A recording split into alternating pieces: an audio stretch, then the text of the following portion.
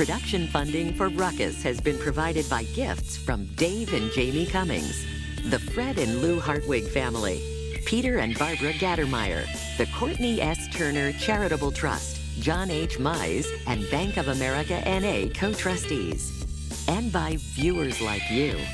Thank you. Welcome to Ruckus, our weekly food for thought fight over the news of the day and the trends of the times. I'm Mike Shannon. The Ruckettes join me shortly, and our topics this week is Kansas unfriendly to taxpayers? Will Missouri voters be friendly to Governor Parson? And are Democrats still friends after Tuesday's debate? Plus, of course, roast and toast. But we start with our Newsmaker segment and welcome one of the 6 freshman members of the Kansas City, Missouri City Council. She's Raina Parks Shaw, who represents the 5th District on the southeast side of Kansas City. She brings to the council a background as a small business operator with experience in the healthcare field. We are happy to welcome Councilwoman Raina Parks Shaw to Ruckus. Thank you very much for coming in. Thank you very much. Is this the first time you've been in elective office? Yes, it is. Well, you know, I've talked to a lot of people who have held elective office over the years, council members, mayors, state legislators, congressmen, and I've come to the conclusion it's not an easy job. Why did you want to do it? You know, the biggest motivation for me was to really make a difference.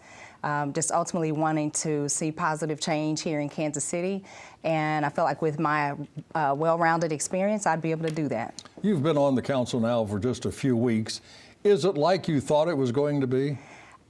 Honestly, I didn't know what to expect, but it's kind of like drinking water from a fire hose. Things move very quickly. Now, from your perspective, representing the 5th District, you were elected in district, not citywide, not at large. But from your perspective, what do you see as the most important issue now facing the council?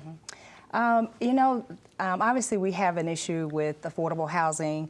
The priorities that I hear from my constituents really deal with public safety, you know, and this whole issue with violent crimes is top, I think, on everybody's list. As you know, you're going to have to select a new city manager sometime early next year. Troy Schulte is retiring, I believe, in February. And by the way, have you heard that he may go to work for Jackson County government? You know, the rumor mill is running. Well, he confirmed it, that he is at least talking to people in Jackson County government. But anyway, yeah. For a new city manager, do you have some thoughts? Do you think you should be looking outside the city or maybe inside the city manager's office now for some of the deputies and assistant city managers? You know, I think we do have a lot of institutional knowledge there within the city, but you know, it's been a while since we have actually gone out to look for a city manager. I think we need to look at a national search and see, you know, what's out there to ensure that we have the best experience there in our city. As you well know, voters are going to decide whether the Dr. Martin Luther King Jr. Boulevard should stay that name or be switched back to the name it had for decades, Paseo Boulevard. What's your preference? You know, my preference really is to let the voters decide. One of the key important issues for me is to be a voice for all of the people, and I think our democracy is at its best when all voices can be heard. So I strongly support what the voters are going to decide. Do you have any sense of what voters are going to decide? No, I don't. It's going to be one or the other. We know that's that. That's right. Yeah, that's right. Last week during the interview segment of Ruckus, I talked with Robbie Makinen of the ATA Area Transportation Authority, and he very much wants to eliminate bus fares, wants to make bus rides free. I know the mayor does as well. I think ultimately that has to be decided by the city council. Do you like the idea of getting rid of bus fares? I do. Yes, I do. I think there are multiple benefits to doing that. I would like to see us move forward with that as well. I know you spent time in healthcare as part of your preparation to be on the council. What about this idea of decriminalizing marijuana possession in Kansas City? Do you like that? I can tell you there are many of the constituents that have contacted me that are in support of that. Obviously, being in healthcare, I actually work in hospice care, and I think there's definitely a need from the medical aspect of that. I think as we, as City Council, look at doing that, we need to really make sure that we weigh all options from the legality issues there. But I'm one who will be a voice for the people. And I can say I think I've had more people push to legalize that. So, you know, I think it's bigger than just here in Kansas City. It's something that we need to look at on a state level as well. But, you know, it looks like Kansas City is going to try to be the leader in this. It's been going on for years, and it will continue to go on for years, I suspect. Thank you very much. It's a pleasure to meet you. Appreciate you coming in. Thank you. That is Kansas City, Missouri Councilmember Raina Parkshaw. Now let's meet the panel and start a ruckus.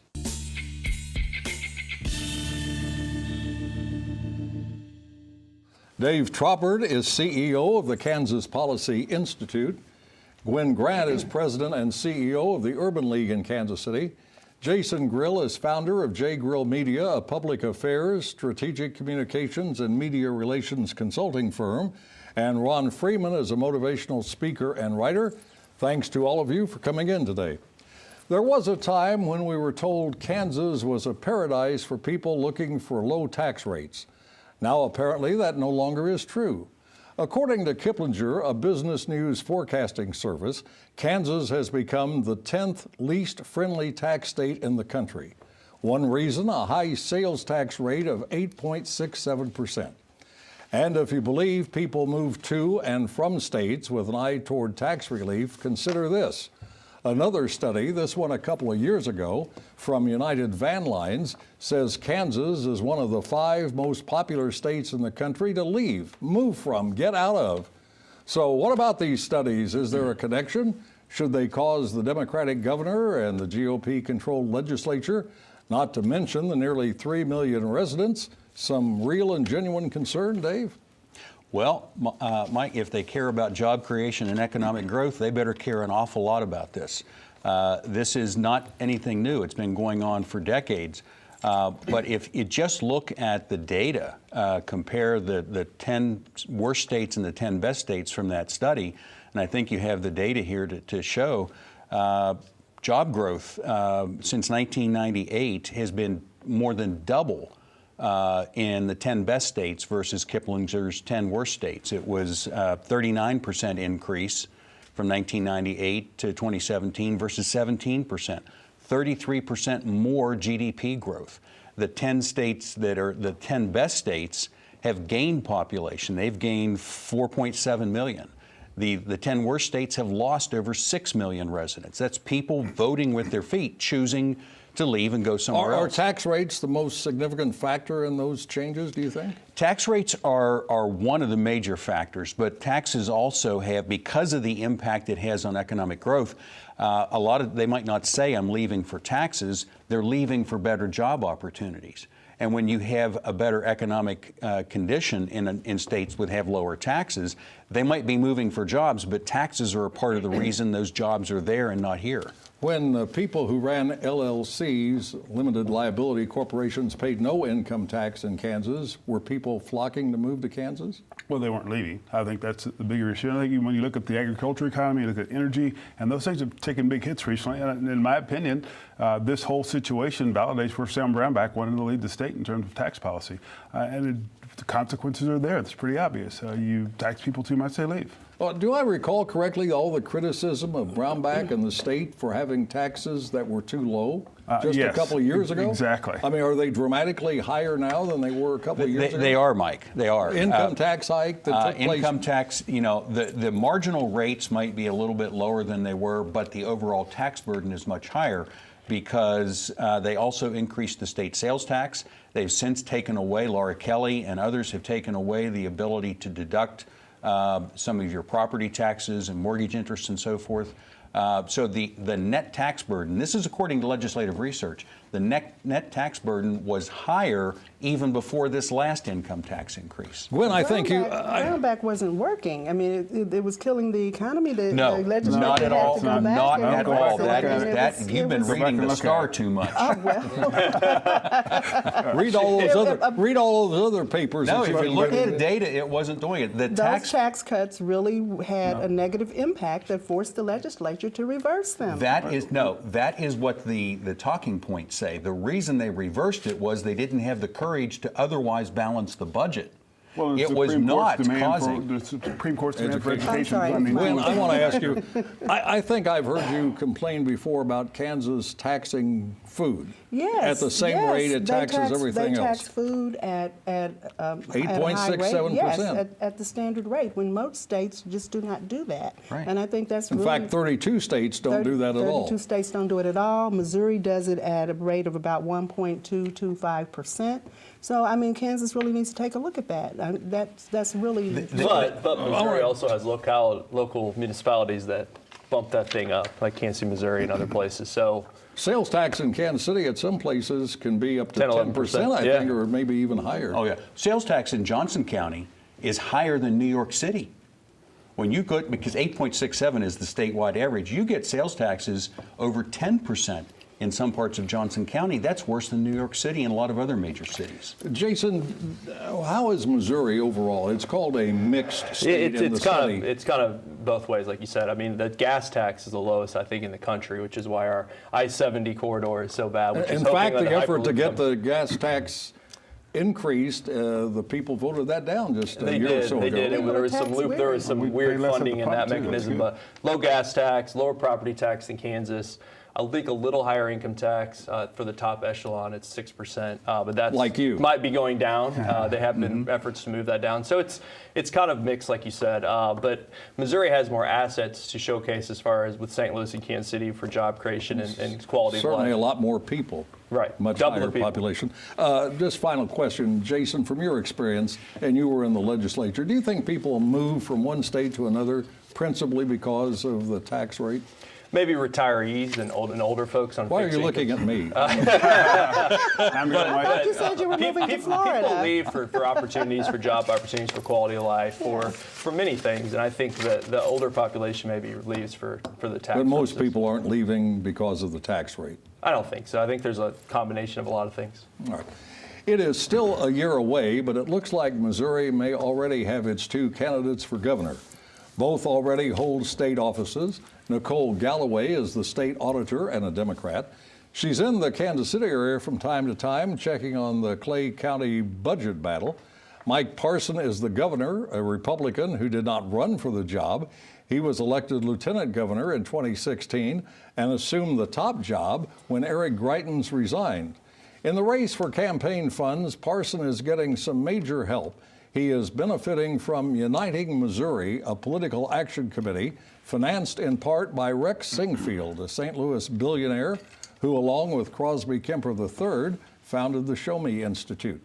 So, assuming it's Galloway and Parson in the race, what are some of the major issues they will be fighting about? Let's start with Jason. Well, it's going to be interesting. I actually was in the legislature with Mike Parson. He is a bipartisan guy, and he's actually, I think, done fairly well with a lot of his economic work and actually coming to Kansas City. So he's obviously the front runner. You mentioned his financing, but Nicole Galloway is a hard worker. She's a hard fundraiser. I think she's going to come at it with a watchdog, kind of her auditor role. Remember, she's also going to be able to keep her seat even if she loses, or keep her role as auditor in this race. I'd have to give him the heads up, but I think, the national politics, the presidential race, whoever the candidates are on the Democratic and Republican side will obviously determine a lot of the turnout. And this kind of election, I think that's important. Certainly, I was mentioning that Parson has the ability to raise a lot of money, but Nicole Galloway is raising a lot of money too, Gwen. Yeah, she's doing well. I mean, she has a PAC, and I think her PAC has raised over $500,000, but they're still, behind Parson. I think the challenge for Nicole is that Missouri is truly a crimson red state now, and you're right, the national election is going to weigh heavy on that. But I think in order for her to really have a strong challenge for Parson, she's going to have to appeal to the more moderate-centric Republicans. She's going to have to pull Republican votes in this election, and so it'll be interesting to see how that all Has to appeal to people like Ron. She's well, got to appeal to Moderates, she's got to appeal to the pro-choice Republicans. The pro-choice women. Yeah. She's got to appeal to the pro-choice women. Ron, this seems to be a time when female candidates are emerging, a lot of emphasis placed on women running for public office. Is that going to be a major asset for Galloway in the Missouri governor's race? Well, I think it's her record. I think people are going to look beyond gender. I think that's really where we are. I don't think it's going to give her a plus, but I think her credibility is going to be in her performance in the past. But I do think when you're running against an incumbent, it's going to be a challenge because he's financially solid. The state's economy is doing well. The state overall, Missouri, the state of the Republic as well. So I think that she's going to have a challenge, and it's going to be an uphill battle. She might get some swing votes too, or he might get some Democratic votes from moderates, I think, too, just because they like what he's done. But I think she's probably the best candidate the Democrats could put up this election. Dave, do you think Parsons' biggest advantage is the advantage of incumbency?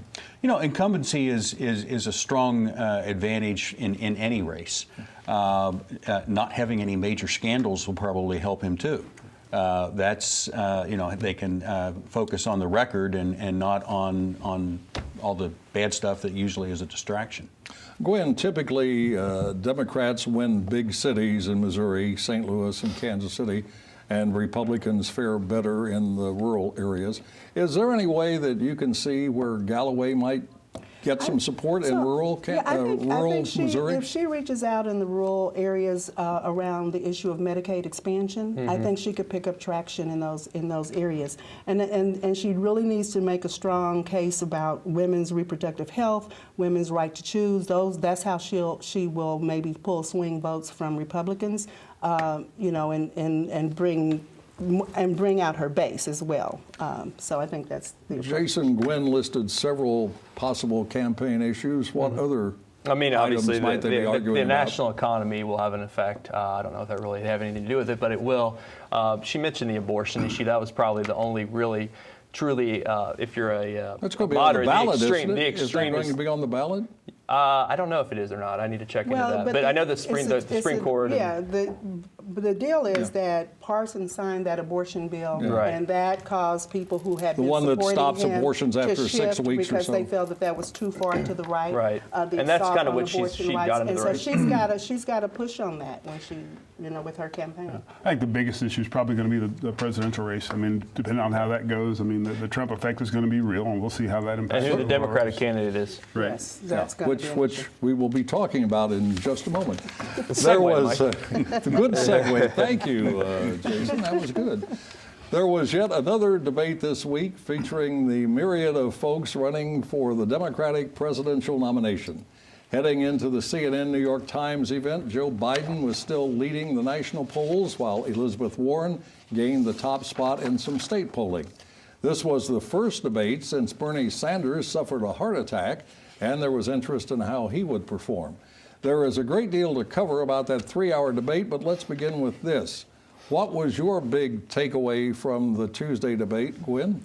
Well, clearly everyone views Warren as the front runner, so she certainly had a target on her back, so she was under full assault. I thought Klobuchar showed up really well and lifted her profile significantly after the debate.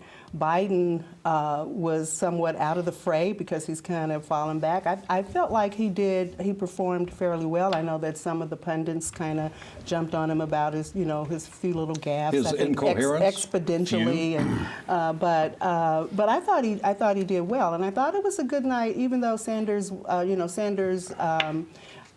the focus was on him about his health, and he showed up well, and he had displayed a sense of humor and pulled some major support amongst the progressives. In fact, he is getting the support of Alexandria Ocasio-Cortez and the squad. Right.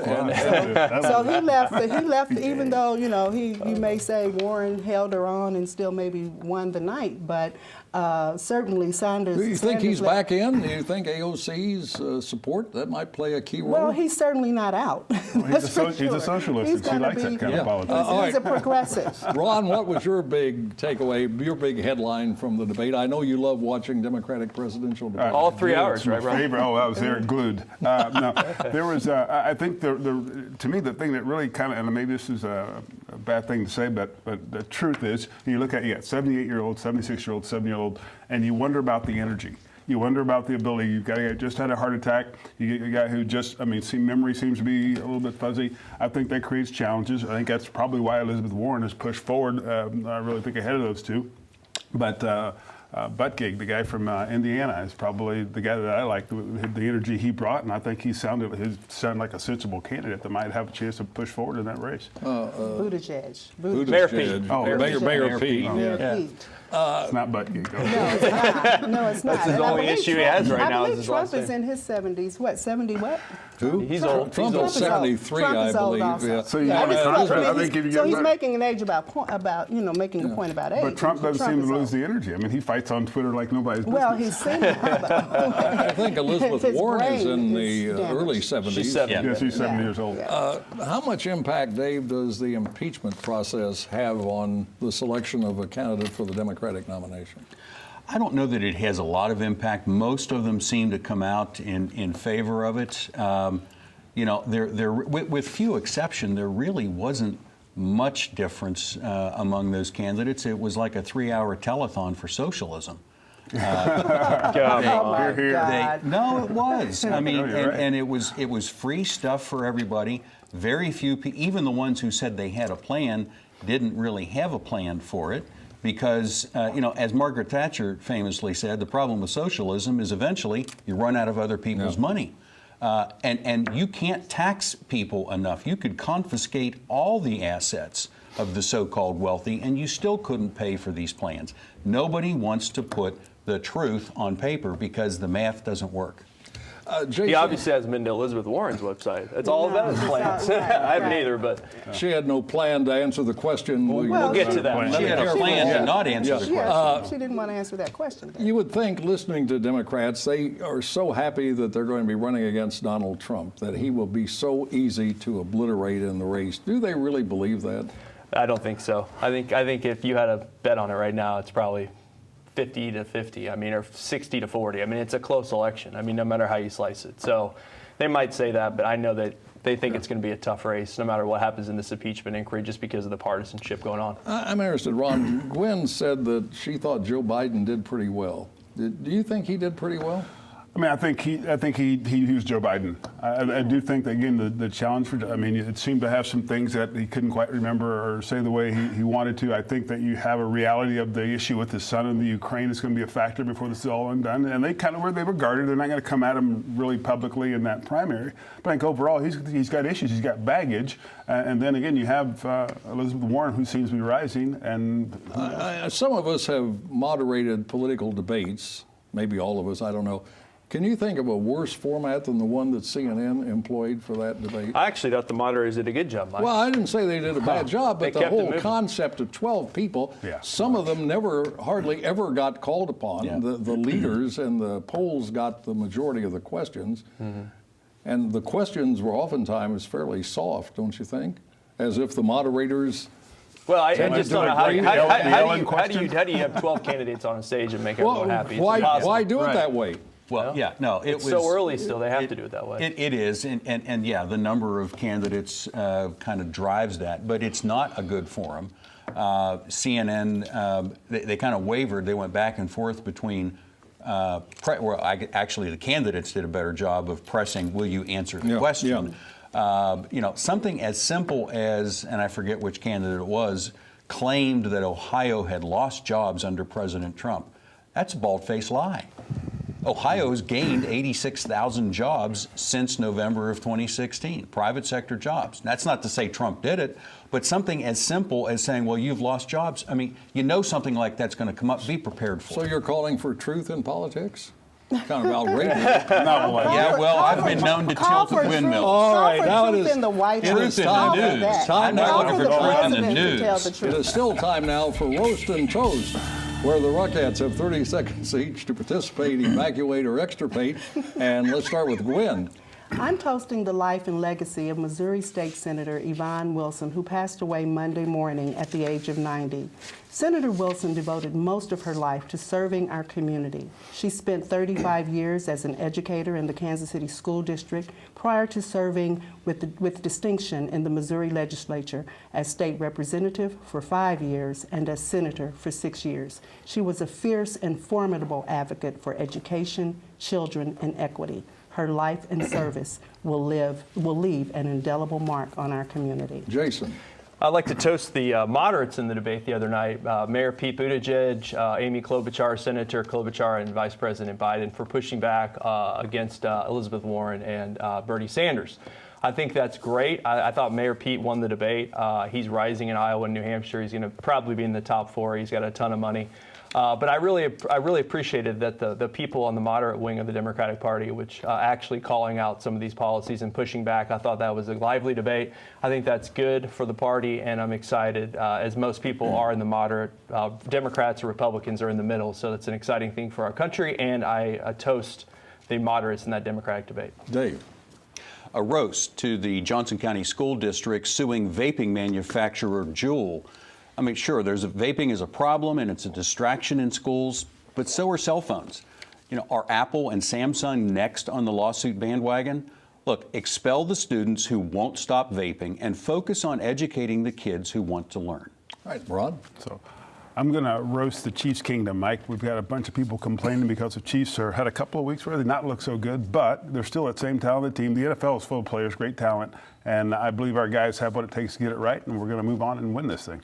All right, and finally, let's move the finally, I mentioned last week my birthday gift to a book titled The Official Dictionary of Sarcasm.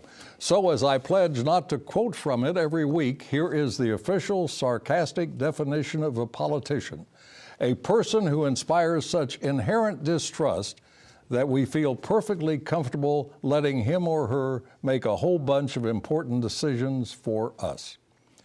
And that is Ruckus for this week. We're back next Thursday at 7. Now for the Ruckettes and the crew, Mike Shannon saying thanks very much for watching and good night.